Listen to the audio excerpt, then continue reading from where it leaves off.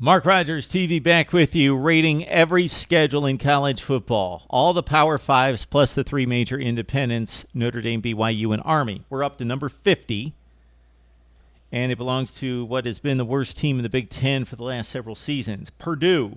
Okay, the Boilers. The highlights here is, of course, they play in the Big Ten Western Division, which is a marginal division. Not a bad division, not a great division. It's got four teams at the top that are very competitive, fringe top 25 teams in Iowa that finished in the top 10 last year, but won't be as good this year, winning 12 games in 2015. Nebraska, of course, Wisconsin, and Minnesota to a lesser degree. Northwestern, of course, 10-3 last season. We don't expect the Wildcats to be quite as good in 2016. So Purdue has to play all those teams in a solid Big Ten Western Division. Who do they play in the East, though? That's key. That separates schedules within a particular conference, except for the Big 12, where they play everyone. Who do you play in the other division?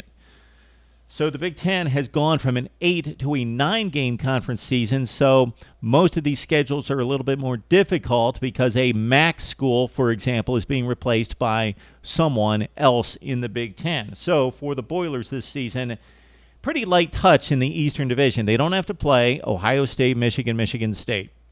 Those are the three you've got to look out for. It's like in the ACC. If you're in the Coastal Division, do you have to tangle with Clemson or Florida State in the other division, or do you get Wake and BC or Wake and NC State? So for Purdue, who do they play in the East? Well, they've got Penn State, the fourth, and I'm very confident in saying this, the fourth best team in the East. Penn State kind of separates the division. Michigan, Michigan State, Ohio State at the top. Indiana, Maryland, Rutgers at the bottom, Penn State in the middle until they prove otherwise. Okay, so Purdue's got to meet Penn State.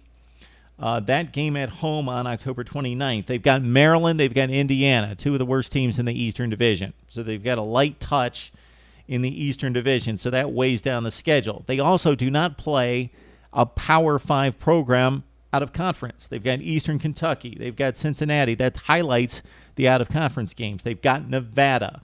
Those are the three out-of-conference games for Purdue. So they did not schedule well out of conference. Therefore, it's the 13th rated schedule in the Big Ten, the second worst in the Big Ten, just a smidge above Minnesota.